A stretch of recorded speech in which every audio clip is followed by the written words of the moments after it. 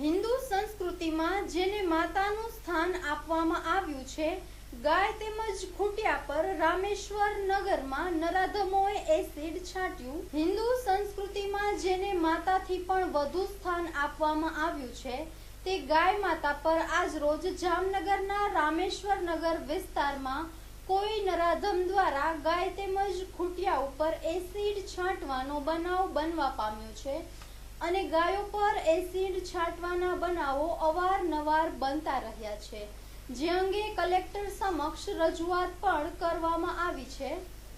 રામેશ્વર નગરમાં ગાયો અને ખૂંટિયા પર એસિડ છાંટવાના બનાવથી લોકોમાં રોષની લાગણી ફેલાય છે અને જો હવે આવો બનાવ બનશે તો ઉગ્ર આંદોલન કરવાની ચીમકી પણ આપી છે।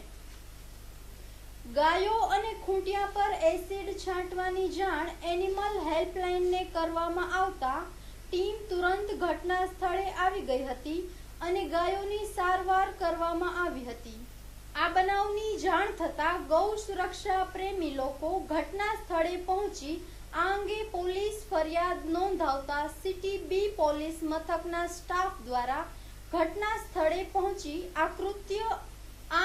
પોલીસ ફરિયાદ નોંધાવતા સિટી બી પોલીસ સ્ટાફ દ્વારા ઘટના સ્થળે પહોંચી આ કૃત્ય આચરનારા નરાધમ શખ્સોને ઝડપી પાડી અને કૃત્ય આચરનારાઓ વિરુદ્ધ કડક પગલાં ભરાય તેવો ગૌ સુરક્ષા સમિતિ દ્વારા માંગ ઉઠવા પામી છે। રામેશ્વર નગરના પટેલવાડી વિસ્તાર, રામેશ્વર નગર અને અલગ અલગ જગ્યાએ 7 ગાયોને ઉપર એસિડ છાંટેલું છે।